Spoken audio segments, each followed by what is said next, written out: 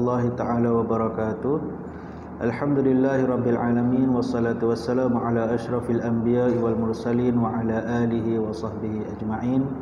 Qala rabbi shrah li sadri wa yassir li amri wahlul 'uqdatam min lisani yafqahu qawli.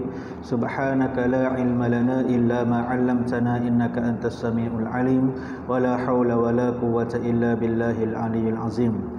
InsyaAllah pada kali ini kita akan berkongsi berkaitan dengan satu tajuk, iaitu Wasaya Luqmanul Hakim, iaitu wasiat Luqmanul Hakim kepada anaknya, yang mana perbincangan ini kita ambil daripada surah Luqman ayat yang ke-12 dan 13 yang berbunyi, A'udzubillahi minasyaitonirrajim. Walaqad atayna Luqmanal hikmata anishkur lillah wa man yashkur fa innama yashkuru li nafsihi wa man kafara fa innallaha ghaniyyun hamid. Wa iz qala Luqmanu libnihi wa huwa ya'izuhu ya bunayya la tusyrik billah innasyirka lazulmun azim. Okey, yang mana ayat yang pertama bermaksud, dan sesungguhnya kami telah memberi kepada Luqman hikmah kebijaksanaan serta kami perintahkan kepadanya, bersyukurlah kepada Allah akan segala nikmatnya kepadamu, dan sesiapa yang bersyukur maka faedahnya itu hanyalah terpulang kepada dirinya sendiri, dan sesiapa yang tidak bersyukur maka tidaklah menjadi hal kepada Allah, kerana sesungguhnya Allah Maha Kaya lagi Maha Terpuji. Okay, ayat yang ke-13, dan ingatlah ketika Luqman berkata kepada anaknya semasa dia memberi nasihat kepadanya, wahai anak kesayanganku, dia kata, janganlah engkau mempersekutukan Allah dengan sesuatu yang lain, sesungguhnya perbuatan syirik itu adalah satu kezaliman yang besar.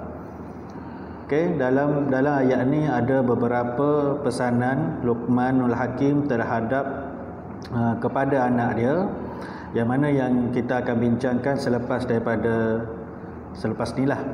Okey, seterusnya kita tengok kepada perkataan seerti ataupun ma'anil kalimat. Okey, yang pertama al-hikmata al-fahmu, iaitu kefahaman agama yang baik. Yang kedua ghaniyun al-mustaghna an kulli ma siwahu, tiada yang menandingi kekayaannya. Kekayaan di sini Allah Subhanahu Wa Taala. Kemudian asyirku al-ilhadu, bersyukurlah. Okey, la zulmun wada'u syai'i fi ghairi mawdi'ihi, meletakkan sesuatu bukan pada tempatnya.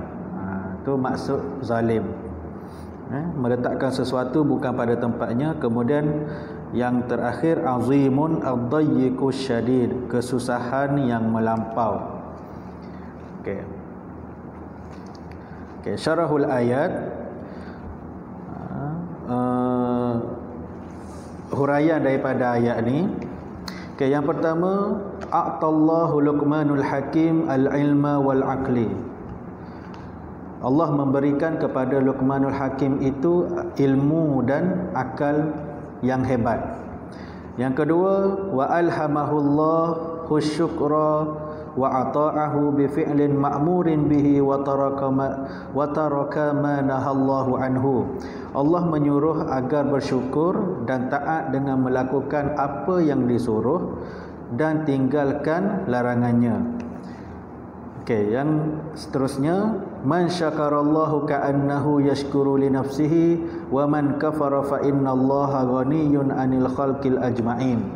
Sesiapa yang bersyukur kepada Allah seumpama dia berterima kasih kepada dirinya sendiri, dan sesiapa yang kufur kepada Allah, ingatlah Allah amat kaya berbanding dengan sebuah makhluk. Okey, kalau kita bersyukur kepada Allah seumpama kita berterima kasih kepada diri kita sendiri, kerana kita ingat rezeki itu datang daripada siapa, dan kita mengucapkan syukur. Dan kalau kita kufur pun kita tak ucapkan syukur. Ni bukan ada siapa-siapa bagi ni. Aku dapat benda ni hasil titik pelah aku sendiri. Buat apa aku nak berterima kasih kat siapa-siapa? So masa tu Allah Subhanahu Wa Taala tak heran sikit pun, sebab Dia maha kaya dan tak ada siapa yang boleh melawan kekayaan dia tu. Okey, kita teruskan. Kita tengok kepada mafhum asyirk. Okey. Syirik bermaksud daripada sudut bahasanya bermaksud an-nasib, iaitu ada bahagian-bahagian, ada pecahan-pecahan.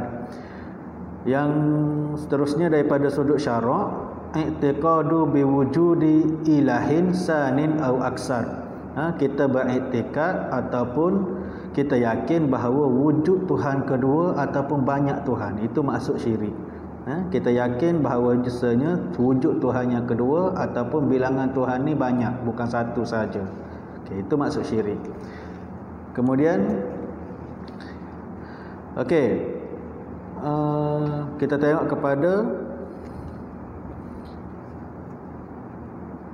wasaya Luqmanul Hakim dari ibnihi. Apa wasiat Luqman kepada anak dia? Yang pertama dia kata la tusyrik billah, jangan syirikkan Allah. Yang kedua at-ta'atullah, taat kepada Allah. Yang ketiga al-ihsanu lil walidaini wad du'a'u lahuma, berbuat baik kepada ibu bapa dan doakan mereka. Itu 3 wasiat daripada Luqmanul Hakim kepada anak dia.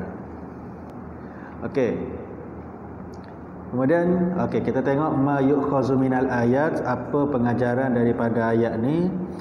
Yang pertama, kisahul Luqman laha hikmatun wa ibratun kasirah. Kisah Luqmanul Hakim ni banyak terdapat pengajaran. Yang kedua, antabda'a binafsika qabla an ta'mura ghairaka, lihat diri sendiri sebelum nasihatkan orang lain. Yang ketiga, antansuhan nas bil wa'zi wal irsyad, memberi nasihat kepada orang lain untuk berdakwah ataupun membimbing. Sebenarnya pengajaran yang kita boleh ambil daripada apa yang kita belajar ini adalah yang pertamanya wasiat Luqmanul Hakim, taat kepada Allah, jangan syirikkan Allah, dan berbuat baik kepada ibu bapa. Dan kisah Luqmanul Hakim ni banyaklah. Dia suruh kita tengok diri kita sendiri dulu baru boleh nasihatkan orang lain, ataupun kita bagi nasihat kepada orang lain tu dengan tujuan untuk membetulkan keadaan, bukan untuk sengaja menjatuhkan dia.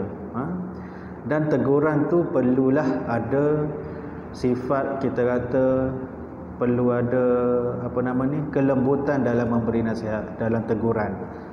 Jangan pergi memang kita sengaja nak malukan orang, bagi depan orang ramai, apalah kau ni buat macam ni, tak baik. Itu adalah satu teguran yang salah lah. Pilih yang mana.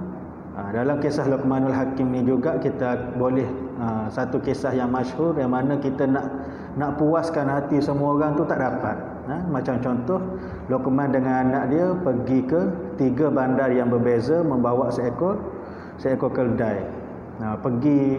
Pergi ke tempat yang pertama, pergi ke bandar A ni, dia pun cakap, anak, kamu naik, ayah heret keldai ni. Kemudian anak dia ke atas keldai, dia tarik keldai tu, orang pun cakap, anak tak kenang jasa, ada kepatut ayahnya berjalan bawa keldai, dia naik ke atas. Kemudian pergi ke bandar B, ayah dia pula naik, anak dia tarik keldai tu, jalan dekat satu bandar B ni. So orang pun bercakap, orang kata, apalah dia tu, teramak ayah dia buat macam tu, disuruhnya anak heret keldai tu, dia naik ke atas. Orang cakap macam tu pula. So pergi ke bandar C, bandar yang ketiga, orang pun cakap lagi, ayah dia bercakap, anak, kita dua-dua naik atas keldai ni, kan? Bila dia dengan anak dia nak duduk atas keldai tu, orang pun bercakap lagi. Manusia tak ada hati perut, dia kata. Ada kepatut keldai yang kurus tu boleh naik 2 orang? Orang cakap macam tu. Pergi lagi ke bandar D, bandar yang keempat, kedua-duanya heret keldai tu tanpa naik. Dia orang tak naik lah. So orang pun bercakap lagi. Orang kata, apa guna ada keldai? Bodoh dua-dua orang ni, kata kan. Ada keldai tapi tak naik. Okey, tu maksudnya kita nak puaskan hati semua orang, kita tak boleh. Pun begitu nak bagi teguran, yang nak bagi teguran pula kena ada caranya masing-masing. So berhati-hatilah dalam kehidupan dan muamalat kita dengan orang lain. Sekadar itu saja dari saya. Wallahu a'lam bissawab. Assalamualaikum warahmatullahi taala wabarakatuh.